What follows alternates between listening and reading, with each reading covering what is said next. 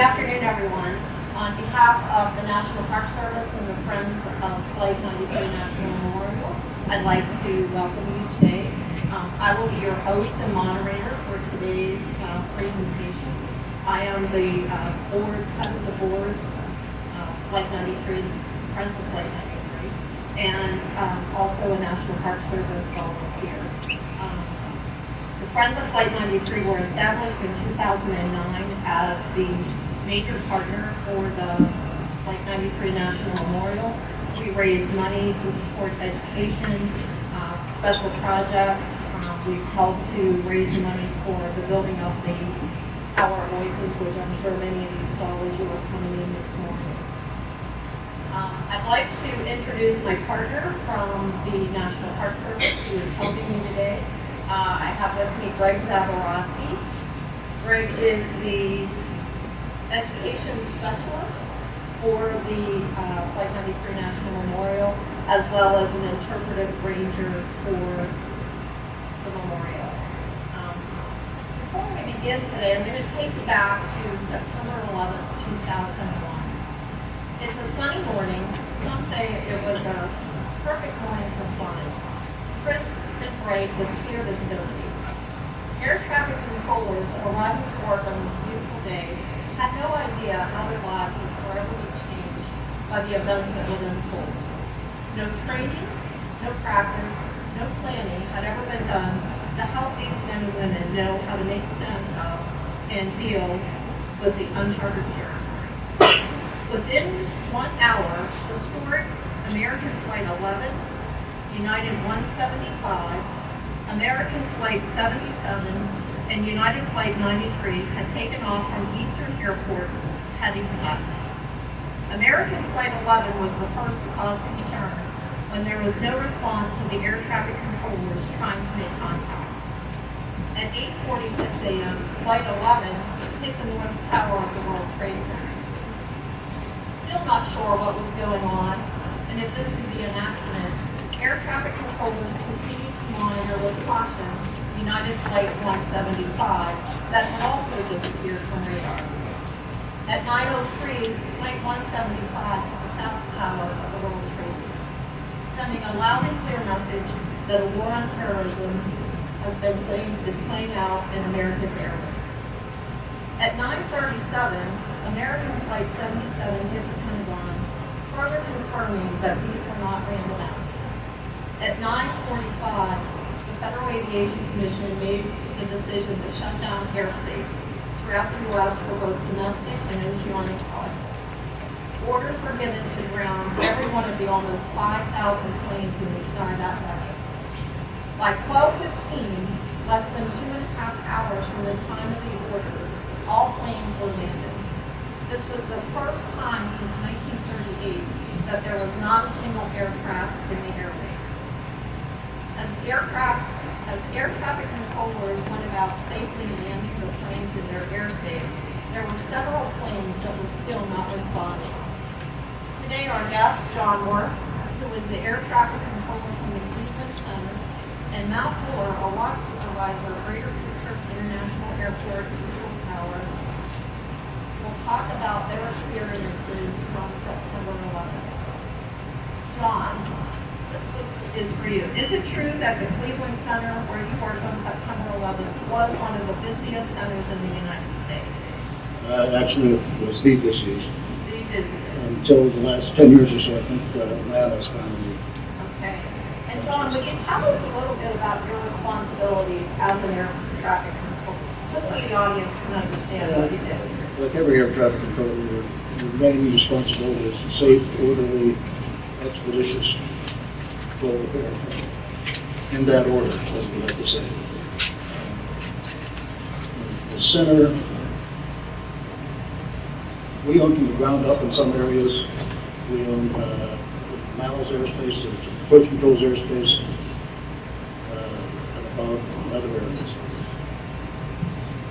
But, around here, Johnstown and Detroit, they're owned by the Cleveland Center. We run the approaches in the department.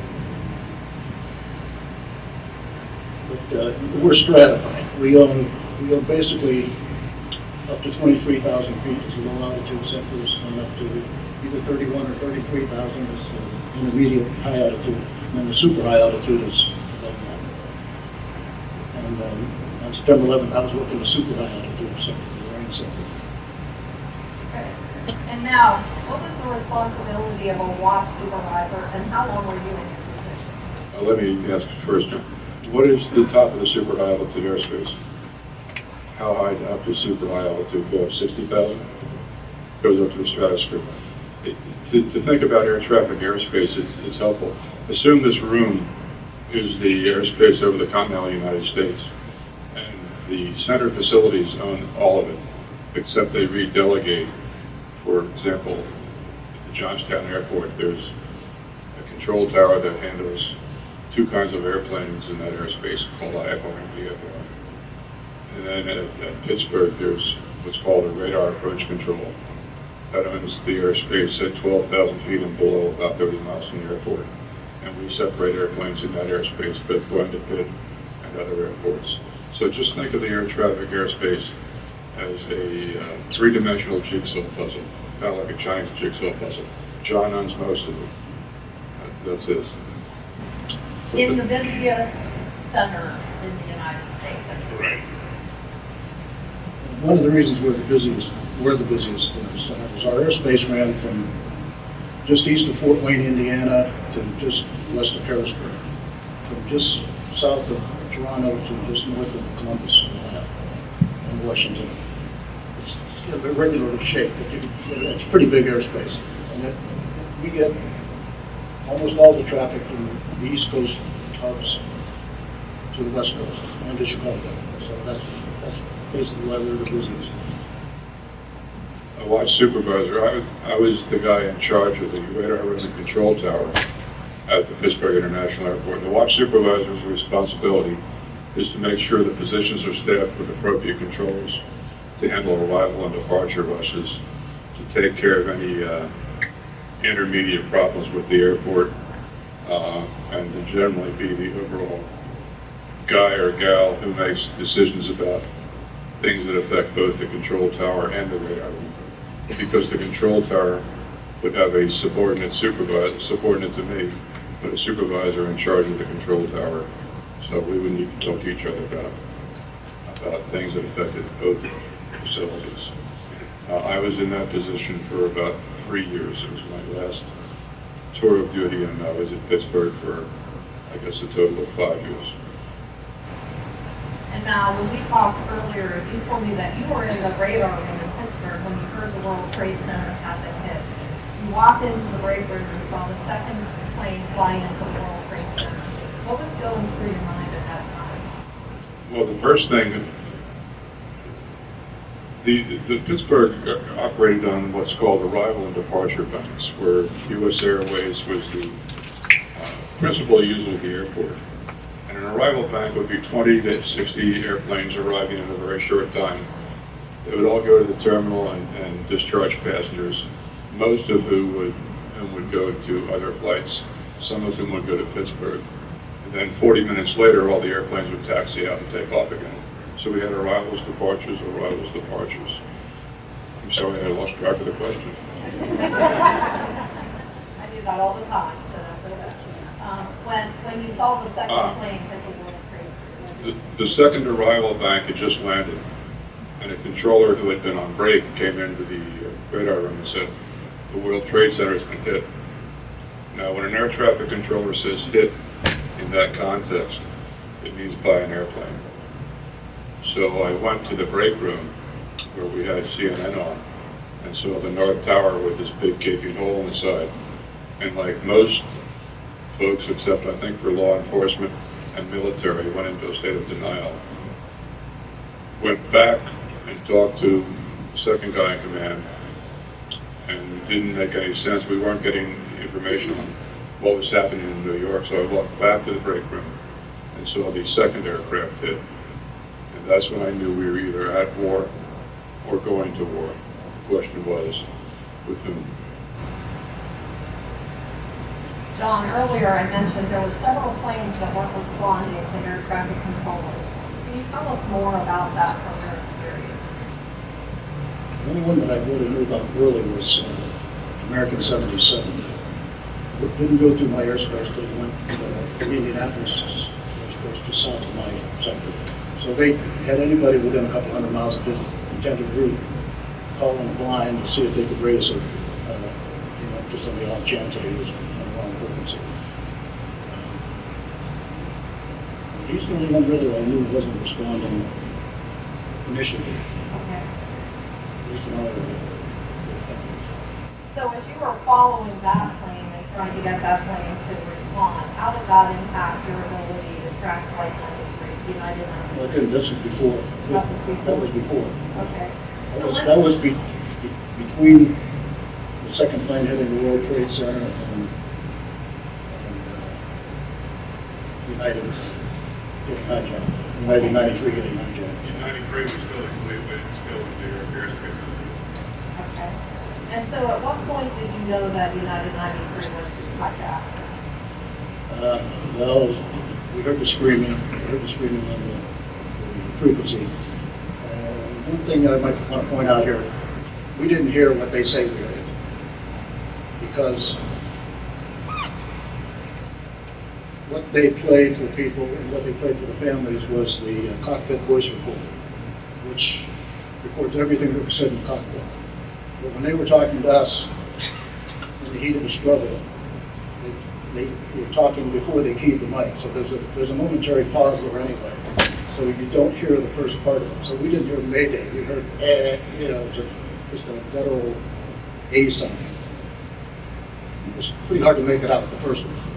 Because when we heard the first screaming, it actually came out in the speaker because I was on the landline coordinating with Indianapolis Center on an aircraft that wanted to turn around because New York started to shut off traffic. So he wanted to go back to his departure airport.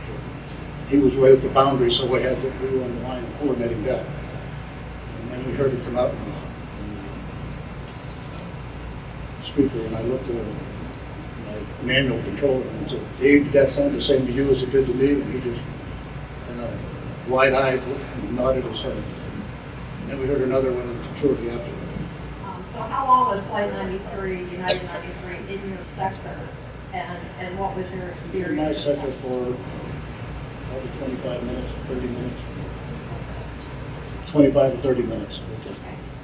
Okay, and so in that 25 to 30 minutes, what did you experience? You want to know when I thought it was okay. Good.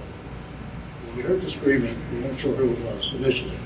Then we saw United descended 700 feet. The mode C readout gives the altitude readout, showed that he went down 700 feet. So I'm pretty sure that's the guy. Then he came back up. It's the autopilot probably brought it back up. And then there were a couple other little fluctuations, 200 or 300 feet. It has to be 300 feet actually before it chokes out. So I started to go around calling all the other aircraft, issuing traffic, or asking them questions just to find out who was talking to me and who might have been hijacked. Because at the time, I knew about American 77. I knew that the second plane had hit the World Trade Center. They had this United, I thought, and then they called about Delta 19. Then they called me about Delta 1989, and somebody thought that he was hijacked because he fit the profile of the first couple aircraft out of Boston. So I said, how many are there? 5, 6, 30? Do I have to check everybody? So that's the assumption you have to go on. Okay. So now, I understand that there was a belief that Pittsburgh Tower may have been a target. Yes, that was my belief, and it didn't happen until, well, let's just go back a little bit.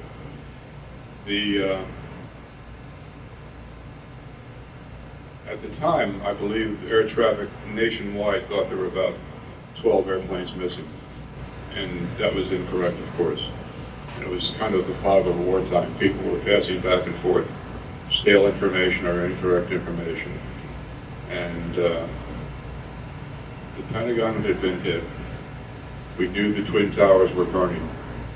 And 2 minutes after the Pentagon was hit, a controller who I trained back in the 80s yelled, "Mal, I need you here. And I knew by the sound of his voice there was something very wrong. So I ran to the scope and he pointed to what's called a primary target. When an aircraft has the transponder turned on, as John was talking about, the readout on the display gives you the aircraft call sign, type aircraft, altitude, and ground speed. Well, this was a primary target, just the aircraft itself. The terrorists flying 93, as well as the other planes, turned off the transponders to try to inhibit easy tracking of the aircraft. So he pointed to this primary target and said, this airplane's been hijacked over Cleveland. They don't know where it's going. They think it has a bomb on board. Now that came from your D-man. Yeah, they're generally in an en route sector, in a center, there's not just a guy sitting in scope, there's a couple of assistants. So that information had been given to him, my controller, over the intercom. And I could tell two things very quickly, in 2 sweeps of the radar. The first thing was that the aircraft was going very fast, probably at or close to a speed called VNE, velocity never exceed. Every aircraft has design limitations, and you don't want to fly beyond that speed because you can damage the aircraft. But the clowns flying these planes were concerned about hitting the target and not preserving the integrity of the airframe.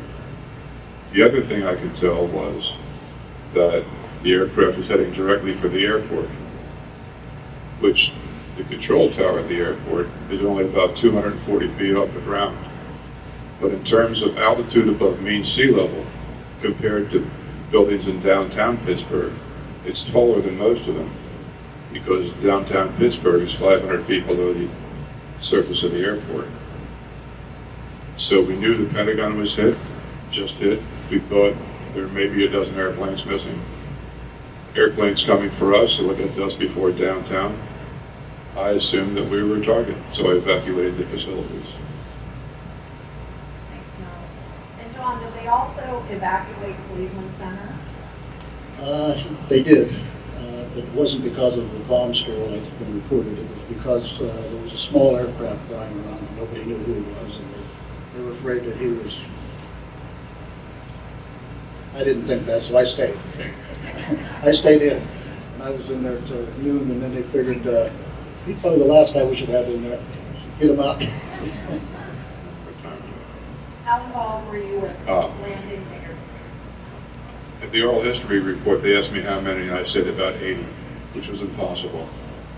Because in 2 minutes, impossible. From the time we learned the aircraft was coming in, we had about 8 aircraft in the system. When I made the announcement to evacuate, 2 or 3 of the airplanes saw each other in the airport and followed them in trail to the airport. A couple were giving hold instructions in the airspace, and we told them we'd be back to them in 10 or 15 minutes. If they didn't hear anything, they would return to Cleveland and get further instructions. But we didn't want to give Cleveland more problems right away. I figured we could take care of the airspace in a reasonable amount of time after the evacuation. So what was it like for both of you, given that your entire careers were in air traffic control? What was it like not having any planes? You mean those careers that were flashing in front of our eyes? That's about what it was like. Don't make a mistake here. This is big. That's all you can think about. Whatever you do, don't do anything wrong. No. But we weren't trained for this, obviously. They used to have a test that you made a guesstimate about how long it would take if there was a nuclear attack on getting airplanes out of your sector, but they couldn't really get them on the ground. You know, they would say after 10 minutes, they said, oh, well, we got everybody down in 10 minutes. No, you didn't. You got them from this sector to that sector to this sector. But, so it was pretty much winging it, you know. It's, but I worked United. I worked at Delta 1989. He was behind the one they thought. He was 20 miles in trail. And I also worked Ashcroft's flight later. So I had a pretty full morning. We figured out a way to get the Attorney General back to Washington without me getting thrown in prison. when I gave the order to evacuate, the aircraft was 30 miles from the airport, and we bailed out. There was a predetermined point we'd go to and gather and decide what to do next. As people left the facility, I went to see, we had some handicapped folks in wheelchairs that I wanted to make sure they had been cleared from the facility and they were gone. So I walked back through the radar room, and 93 was now 10 miles from the airport, still headed directly at it. And the radar recording reveals it passed over the airport. But when I got out, I think when I got out to the gathering point, the plane had already passed over top of us. We never saw it. You'd think in a sunny day like that, you'd see it glint off the skin, but it never happened. So it was not necessarily the culmination of my career, but it was something we'd never done before. John was talking about stopping or putting airplanes on the ground. The procedure was called SCATANA, Security and Control of Air Traffic and Navigational Aids. And it was a Cold War procedure designed through the nuclear exchange between the Soviet Union and the United States. Everything on the ground, everything would stay on the ground that was on the ground. Everything in the air would be landed at the closest airport. And it turns out that we followed SCATANA without realizing it by the decision to stop all departures and ground all airplanes. So, what were your thoughts when you heard that a plane had crashed in Pennsylvania? Mine initially was anger and frustration that we couldn't do more to the top of it. I mean, you could hope that something was going to happen. It was pretty inevitable. We heard the other ones were suicide missions. What went through my mind was they're going to crash it somewhere. We're not going to let it be landed. And I thought maybe they'd put it into Pittsburgh. I was hoping they didn't. You know, we were just trying to keep them in the air. That's why I was trying to get him to talk to me to see what his intentions were. Because all I have is a microphone, frequency, and radar. Right? You know, I can't turn the guy myself or land him or shoot him down or anything. You know, so I figured I'd let the military do that. But when we found out later that the military didn't know about it, it makes what the people on that flight did even more impressive to me. How did I feel? Bewildered, I think, is how I felt, in anger and a deep sense of mourning for what humanity was obviously getting itself into. When we were out in the parking lot, which is the assembly point, I had a cell phone with me, and we were to call a number in case we ever went out of business for weather, or thunderstorms, or electrical failures, whatever. I opened my cell phone and called the number, and I couldn't get a dial tone. And the reason I couldn't get a dial tone was because all the people on the airplanes that had taxied out for departure and couldn't take off. And the several airplanes that landed, all the people on those flights were on their cell phones trying to find out what was going on. I went back into the facility by myself to see if there was still a threat to the airport. And 93 was no longer on the scope. Now, the radius of the Pittsburgh radar is 60 nautical miles or 120 nautical miles across. Shanksville, by my plot, is about 6 or 8 miles off the edge of the radar scope. So as I learned more and more what happened, I learned that crossing over the Pittsburgh airspace to let's roll call, flight attendants filling pitchers with hot water to throw in terrorists, and people calling their families to say goodbye, all happened under the Pittsburgh radar coverage, and we couldn't do a thing for them. Somehow I feel there's a piece of me in the field out there, and I come back and learn. I mentioned earlier there was no training, and you said that you all went into autopilot with what to do and how to accomplish getting all the things up in the air. What was it like? I mean, I know for me, I lived close to the Pittsburgh airport at the time and had always had planes overhead flying out to somewhere, and the silence was just eerie. as air traffic controller, how did you feel without any planes being in the air? I didn't really notice it until that night. I went in for, I worked a 6 to 2 shift that day, and then I went in for my midnight shift. So at 10:30, that's when I noticed it. Nobody there. But I wouldn't say nobody. We did work a couple of ambulance flights. They were still live, and there were some militaries out there. It was strange not seeing anything. They were wondering why I didn't take the day off, and I thought the FBI was going to talk to me, which they didn't. So I went in, and I said, "There's not going to be any traffic anyway. Why are you guys worried about me?"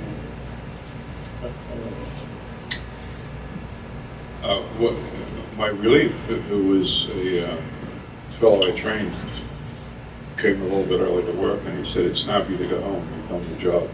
There were several other decisions that I made that I think were probably really decent ones. And I didn't want to leave the facility, but there was no reason not to go. So I thought, I'd really like to have a drink. Now, do you know what a rusty nail is? Half scotch, half cranberry, lots of ice. And I thought I'd like a rusty nail, so I went to the state store and they were all closed. I got home and I had one, which kind of slowed things down for me. Now, it's not my intent to offend anyone based on their religious beliefs, so please forgive me if I do. But I consider a rusty nail a religious drink, because if you have 2, you see God, and if you have 3, she talks with you. So that day was my Friday, and I had a day and a half off, and came back to work a week of midnight shifts, and there was absolutely nothing happening. And it's hard enough to stay awake at 3 o'clock in the morning talking to airplanes. To try to stay awake at 3 o'clock in the morning, not doing anything but reading a book is tough. I felt a sense, again, emptiness. I visited with my mentor who had retired. He lived under the Cutter intersection, by the way. And that would be a feeder route to the Pittsburgh airport. And we sat out back on his deck and drank scotch for 4 or 5 hours and just listened to the silence. It was stunning. John and Val, you both have had long careers in the care and safety of our nation's airways. What impact did the events of September 11th have on your career? It actually lengthened mine by about 14 months. Because I was put under subpoena for the Massauli trial. I think I was the only controller who was.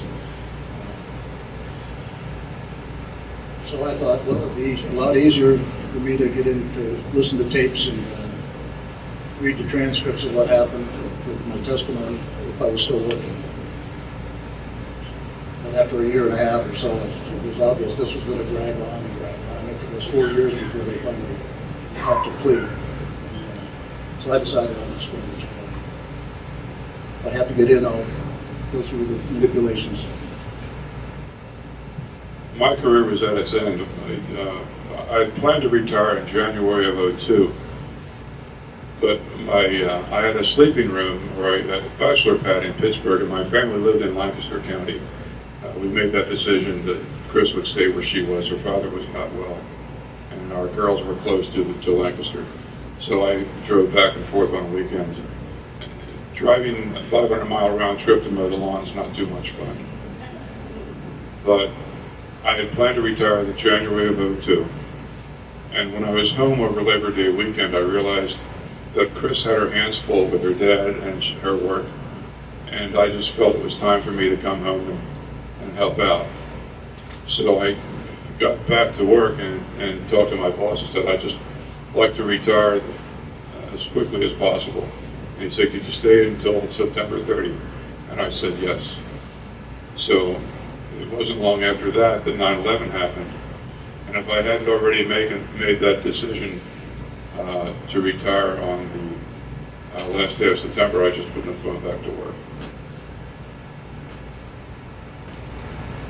Now, you've been a board member of the Friends of Flight 93 and frequently do public speaking and tell the story of the 40 heroes. What has fueled that passion for you? About 10 years ago, maybe 11, there was a fundraiser for the memorial, and I was asked to speak with a family member whose was related to one of the flight attendants. And I learned that day that people listened to what I had to say. And I was a founding member of the Friends of Flight 93 and thought I could just start doing that talk to raise money for the memorial. And that has since translated into a DVD, which is available at the bookstore, by the way, called 9/11 and the Heroes of Flight 93.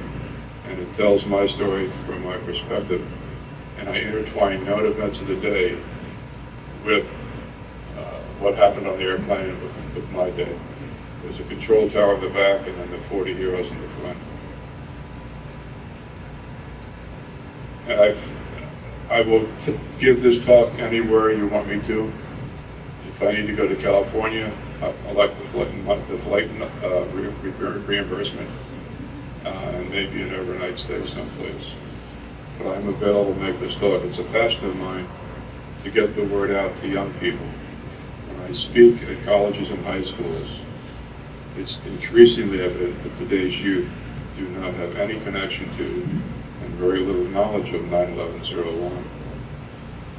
And that's kind of evidenced by how many folks here are under the age of 21? 1, 2, 3, 4, 5, 6. Well, I'm glad you're here. But it's evident that there should be more here. And how do we fix that? Each one of you folks has a 9/11 story. I urge you to sit down with the young people in your lives and tell them about your day, and then reach into the broader subject. If we forget this time, it's going to happen again. We cannot allow that to happen. And how can you help? Join the Friends of Flight 93. Again, talk to the young people. Bring them to the memorial. If you haven't been down to the plaza yet, you'll find that when you walk onto that sacred ground, that people immediately start to whisper in most cases. And you will feel a heaviness and a sacredness that you feel at the Arizona Memorial or the Vietnam Wall or the World War II Memorial. End of commercial. Okay, we have some time now. We're going to open it up for audience questions for either Mal or John. I have two questions. One is, did the Air Force intend to shoot 93 down if it got close to Washington? The Air Force didn't know about it until after he crashed. You can't talk about United 93 without talking about Delta 1989 and to some extent American 11, because they were both misidentified. American 11, somebody thought that he was still flying towards Washington. So when they say they were looking for a flight coming to Washington, another flight coming to Washington, it wasn't United 93, it was American 11. They didn't know about 93 until, Meads didn't know until after he crashed. And Delta 1989 landed at Cleveland, thank God, because they were going after him, because he was misidentified and misinformation was given that he was hijacked. And I'm sitting there thinking, he's not the one, it's this one. And nobody would believe me. A supervisor kept coming around the corner. Oh, it's the Delta. I said, it's not the Delta. I said, not yet anyway. We didn't know what was going to happen eventually, but I said, it's not him. So they didn't know about United. I thought maybe when United went down in the open field, I thought maybe the military did get it, and we never saw them because they were under the radar. But it didn't happen. They didn't know about it. Unfortunately, it just didn't work. The system broke down. The bureaucracy broke down. Yeah, the requirements to be a follower of radar and all those things, they've changed the regulations or the restrictions to become one of them. When I was hired, you had to read, write, and speak the English language and be a good moral character. Well, they failed on that point. But I have no idea what the restrictions are now. Do you, John? There are, historically, controllers were drawn from the military. There are now a number of colleges with an associate degrees in aviation. There's a very active college up at Beaver County, Pennsylvania, Beaver County Community College, that actually runs a control tower and trains people to do the job. But as far as exact requirements, I'm sorry.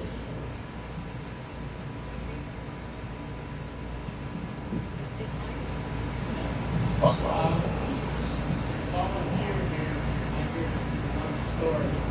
One of them that Pittsburgh is Air Force jets were in the air during this time.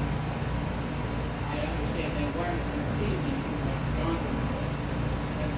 Were they in the air?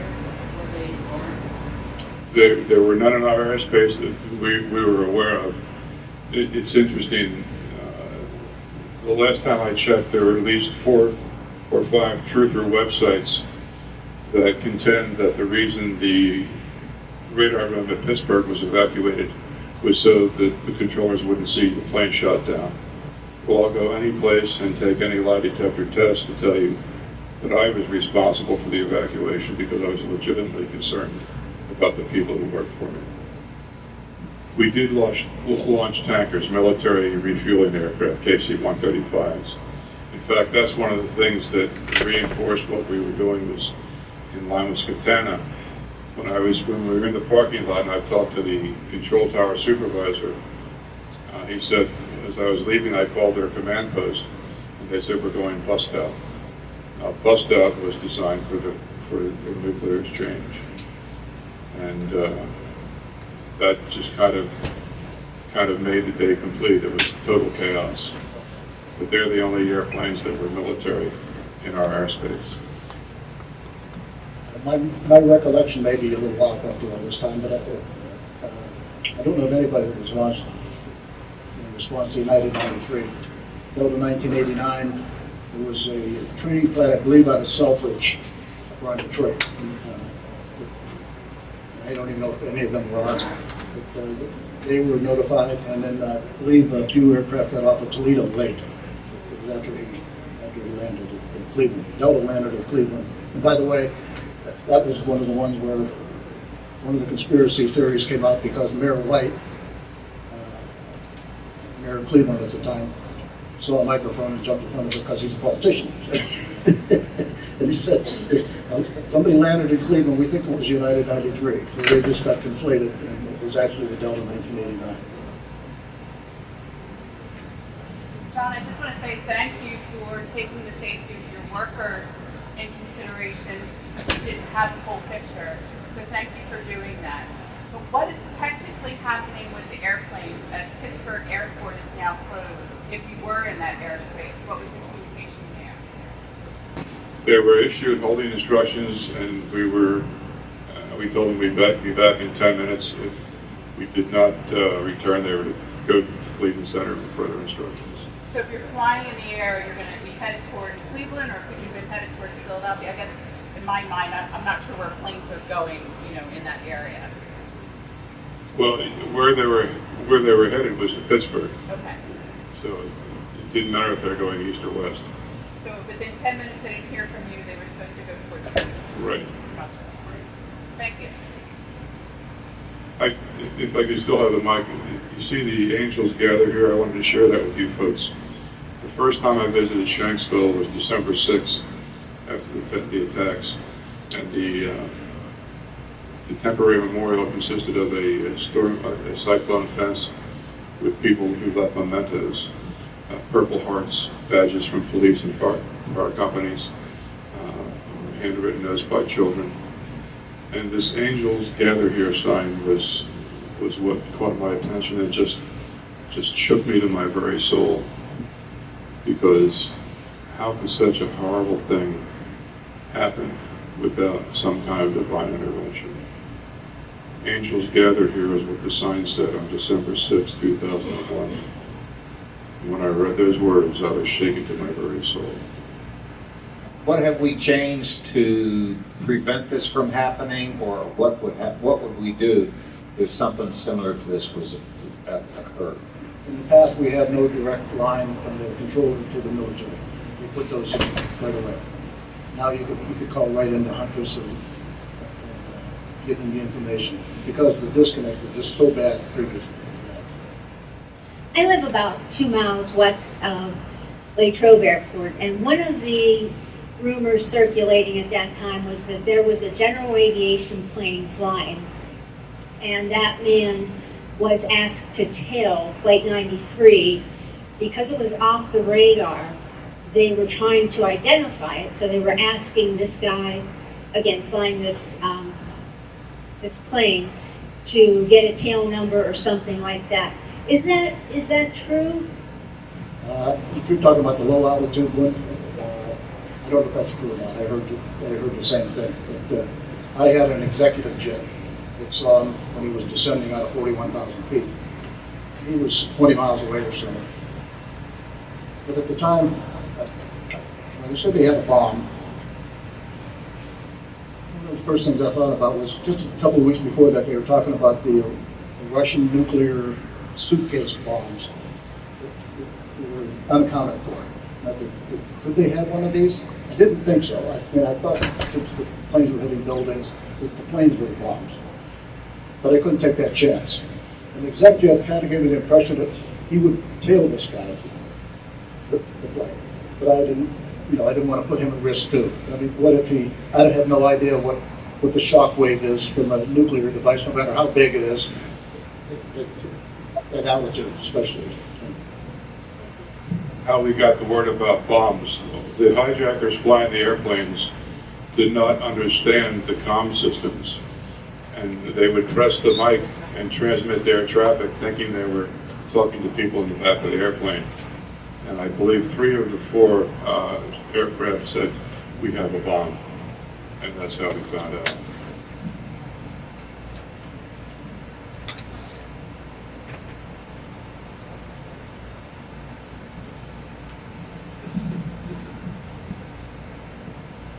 So what happened after the 10 minutes? Did y'all go back? to work. Y'all went back in? Yeah, that's When I returned to the facility, United was off the radar.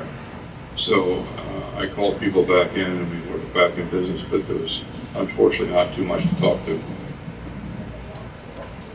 I'm sorry? Everybody else landed? Yes, the ones who had seen the airport landed, and the other 1 or 2 we brought in via radar vectors. Was there a general order issued for this ground stopping and reversal of flights? It came from what was called the National Command Center, which was in Herndon, Virginia, and they're responsible for adjusting flows of traffic across the country and rerouting traffic for weather or traffic congestion or interruptions that are not expected. John can probably speak more to that, because I think the flow control would affect him more directly. In the past, that's all we thought. The command center was basically a big flow control facility.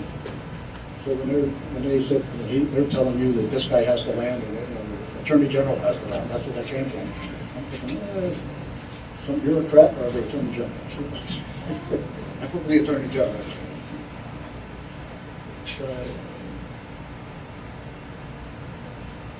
The ground stop, I wish it would come right after the second plane hit the World Trade Center. In United 93, they wouldn't have taken off. Or after the second one was, I take that back, after the second one was hijacked. We hit the World Trade Center like 2 minutes after, I believe, United took off.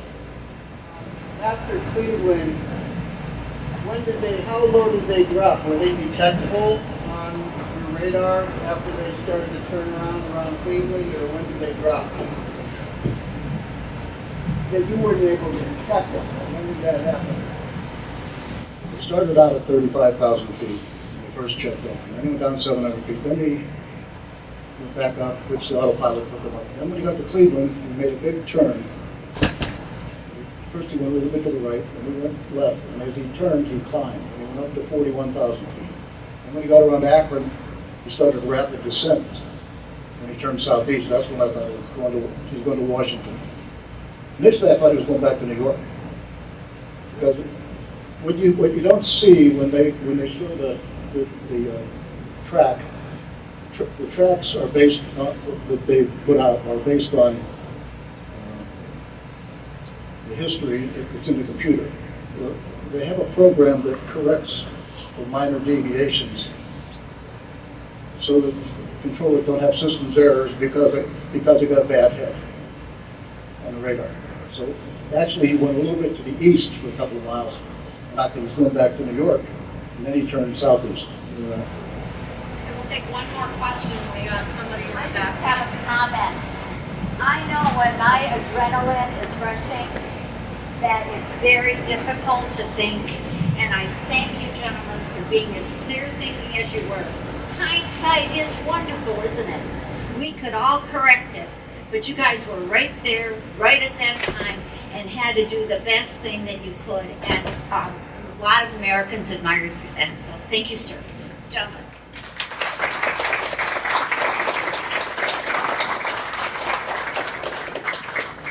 Thank you.